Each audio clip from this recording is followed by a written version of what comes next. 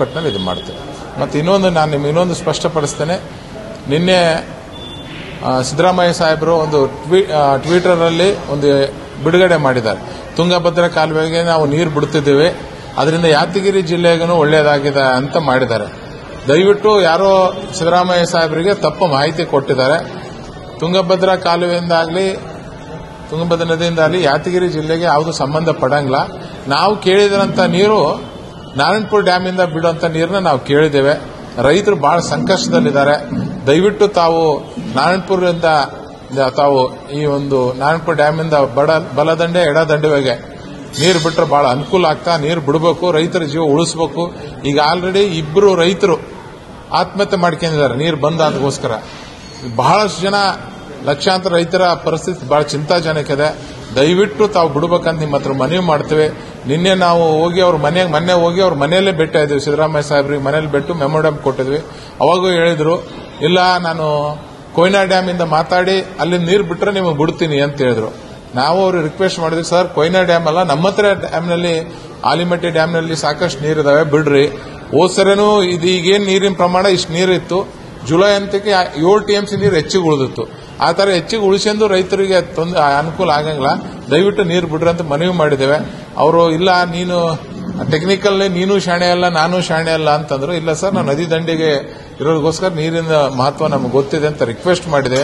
ನಾನು ಒಂದೇ ಮಾತನ್ನು ಕೇಳೋದವರಿಗೆ, ಸರ್ ನಮ್ಮ ಹತ್ರ ಇದ್ದಂತ ನೀರನ್ನ ನಾರಾಯಣಪುರ ಕರ್ನಾಟಕ ಜನರ ನೀರನ್ನ ನೀವು ತೆಲಂಗಾಣಕ್ಕೆ ಬಿಟ್ಟು ಇವತ್ತು ಮತ್ತೆ ನಮ್ಮ ಹತ್ರ ಇದ್ದಂತ ನೀರು ತೆಲಂಗಾಣಕ್ಕೆ ಬಿಟ್ಟು ಮತ್ತೆ ನೀವು ಈಗ ಮಹಾರಾಷ್ಟ್ರದ ನೀರು ಕೇಳಿ ನಿಮಗೆ ಕೊಡ್ತೀವಿ ಅಂದ್ರೆ ಇದು ಯಾವ ಲೆಕ್ಕ? ಅಂದ್ರೆ ಸುರ್ಪುರ್ ಮತಕ್ಷೇತ್ರ, ಶಾಪುರ್ ಮತಕ್ಷೇತ್ರ, ಜೇವರ್ಗಿ ಮತಕ್ಷೇತ್ರದವರು ಕಾಂಗ್ರೆಸ್ ಅಭ್ಯರ್ಥಿಗಳನ್ನ ಗೆಲ್ಲಿಸಿದೇ ತಪ್ಪಾಯ್ತಾ? ಅಲ್ಲೆಲ್ಲ ನಿಮ್ಮ ಶಾಸಕರಿದ್ದಾರೆ, ಯಾಕೆ ಈ ಮಲ್ತಾಯಿ ಧೋರಣೆ ತೋರಕತ್ತೀರಿ? ಆಲಿಮಟ್ಟಿಗೆ 1ನೇ ತಾರೀಕಿಂದ 6ನೇ ತಾರೀಕುವರೆಗೂ ನೀರು ಬಿಡ್ತಿದ್ರಿ.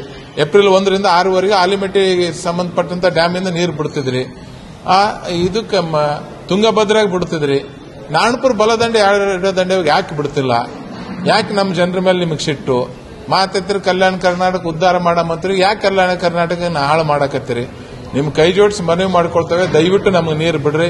ಇಲ್ಲಂದ ಪಕ್ಷದಲ್ಲಿ ನಾಳೆ ಎಲ್ಲಾ ರೈತ ಸಂಘಟನೆಗಳು, ಕನ್ನಡ ಪರ ಹೋರಾಟಗಳು ಎಲ್ಲ ಪಕ್ಷಾತೀತವಾಗಿ ಎಲ್ಲರೂ ನಾವು ಹೋರಾಟ ಮಾಡ್ತಿದ್ದೇವೆ. ಭೀಮರಾಯ ಗುಡಿಯಲ್ಲಿ ನಾಳೆ ಬೆಳಗ್ಗೆ 10 ಗಂಟೆಗೆ ದೊಡ್ಡ ಪ್ರಮಾಣದ ನಾವು ಹೋರಾಟವನ್ನು ಮಾಡ್ತೇವೆ.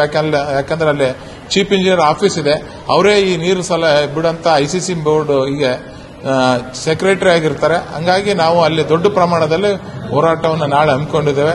ದಯವಿಟ್ಟು ಸಿದ್ದರಾಮಯ್ಯ ಸಾಹೇಬರಿಗೆ, DK ಶಿವಕುಮಾರ್ ಅವರಿಗೆ ಕೈ ಮುಗಿದು ಮನವಿ ಮಾಡಿಕೊಳ್ತೇವೆ. ನಿಮ್ಮ ಹೈಕಮಾಂಡ್ನ ಮನವೊಲಿಸೋಗೋಸ್ಕರ, ನಿಮ್ಮ ಹೈಕಮಾಂಡ್ನ ತೃಪ್ತಿ ಮಾಡೋಗೋಸ್ಕರ ತೆಲಂಗಾಣಕ್ಕೆ ನಮ್ಮ 10 TMC ನೀರನ್ನು ಬಿಟ್ಟಿದ್ರಿ. ಅದೇ ನೀರು 10 TMC ನೀರು ನಮ್ಮ ರೈತರಿಗೆ ಕೊಟ್ಟಿದೆ ಅಂದ್ರೆ ಎಲ್ಲಾ ಬೆಳೆಗಳು ಪಾರಾಗಂತ ಕೆಲಸ ಆಗ್ತಿತ್ತು. ಇವತ್ತು ನಾವು ಹೋಗಿ ನಿಮಗೆ ಮನವಿ ಕೊಟ್ರೆ ನಾವು ಮಹಾರಾಷ್ಟ್ರದಿಂದ ನೀರು ಕೇಳ್ತೀವಿ ಅನ್ನೋದು ಇದು ಸರಿಯಲ್ಲ. ಡ್ಯಾಮ್ನಲ್ಲಿ ನೀರು ಇದಾವೆ, ದಯವಿಟ್ಟು ಬಿಡ್ರಿ. ಅಷ್ಟು ನೀರಿನ ಸಮಸ್ಯೆ ಇತ್ತಂದ್ರೆ ತೆಲಂಗಾಣಕ್ಕೆ ಎದಕ್ಕೆ ನೀರು ಬಿಟ್ರಿ? ನಮ್ಮ ರೈತರ ಜೀವನ ಜೊತೆಗೆ ಯಾಕೆ ಚೆಲ್ಲಾಡ್ತಿದ್ರಿ ಅಂತೇಳಿ ಮೂಲಕ ಒತ್ತಾಯ ಮಾಡ್ತೇವೆ. ನಾಳೆ ಎಲ್ಲಾ ರೈತರು ಹೆಚ್ಚಿನ ಪ್ರಮಾಣದಲ್ಲಿ ಯಾವ ತರ ನಾರಾಯಣಪುರಕ್ಕೆ ಬಂದು ಹೋರಾಟನ ಯಶಸ್ವಿ ಮಾಡಿದ್ರೆ ಅದೇ ತರ ನಾಳೆ ಬಂದು ತಾವು ಭೀಮರಾಯ ಗುಡಿ, ಶಾಪುರ್ ತಾಲೂಕಿನ ಭೀಮರಾಯ ಗುಡಿಗೆ ಬಂದು ಈ ಹೋರಾಟ ಯಶಸ್ವಿ ಮಾಡಬೇಕಂತ ನಿಮ್ಮ ಮುಖಾಂತರ ಕೈ ಜೋಡಿಸಿ ಮನವಿ ಮಾಡ್ಕೊಳ್ತೀವಿ.